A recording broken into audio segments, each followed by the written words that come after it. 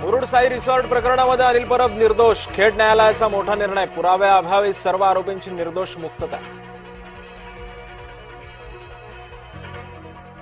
माजी आमदार हर्षवर्धन जाधव अॅट्रॉसिटीतून निर्दोष. पानटपरीच्या वादातून केली होती जातीवाचक शिवीगाळ. जीवे मारण्याची धमकी दिल्याचाही होता आरोप.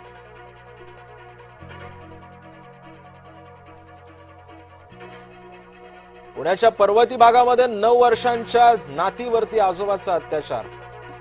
नराधम 50 वर्षीय आजोबावरती पोक्सो कायद्याअंतर्गत गुन्हा दाखल. नागरिकांनी वेळेस हस्तक्षेप केल्यानं अनर्थ टळला.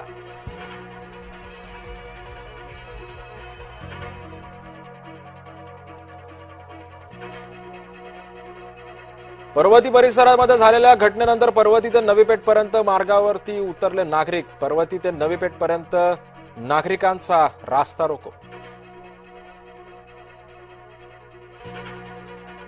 नवले पूल परिसरामध्ये आंदोलनाला बंदी. पोलीस आयुक्त अमितेश कुमार यांचे आदेश.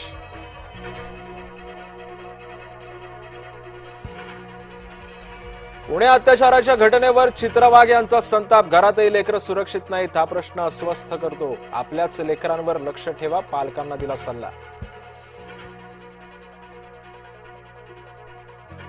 आईस्क्रीमवाल्यावर गतिमंद मुलीचा विनयभंग. मुळशी तालुक्यातील धक्कादायक प्रकार. फरार आईस्क्रीमवाल्याला ग्रामस्थांनी काढलं शोधून. चाळीसगावात प्रेम प्रकरणातून तरुणीला ओढलं जाळ्यात. आक्षेपार्ह व्हिडिओ आणि फोटोज काढले ते सोशल मीडियावर व्हायरल करण्याची दिली धमकी. लाखो रुपये उकळले. टिपू सुलतानचं उदात्तीकरण करणारं स्टेटस ठेवलं. 2 अल्पवयीन मुलांमुळे हातकणंगलेतल्या पेठवडे गावामध्ये तणाव. संतप्त हिंदुत्ववादी कार्यकर्त्यांचा पोलीस ठाण्यातच ठिय्या.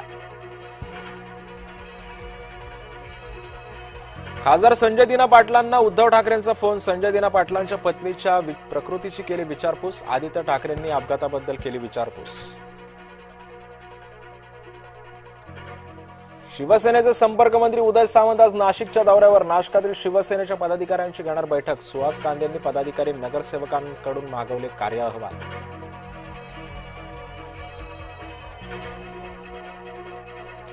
थलापती विजय यांचा उद्या शपथविधी होण्याची शक्यता. तामिळनाडूमध्ये 108 जागा जिंकून टीव्हीके सर्वात मोठा पक्ष ठरला.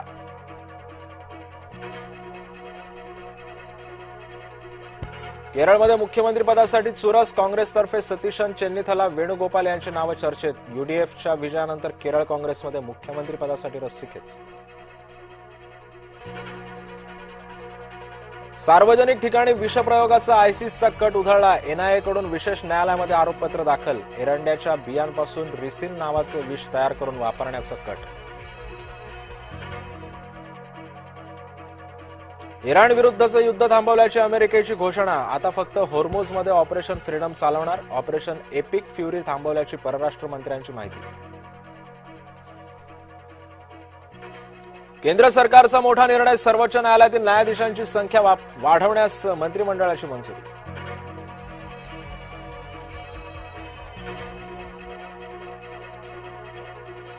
विमान कंपन्या उद्योगांना सरकारचा मदतीचा हात. सूक्ष्म लघु आणि मध्यम उद्योगासहित विमान कंपन्यांनाही 18,000 कोटींची पत हमी योजना जाहीर.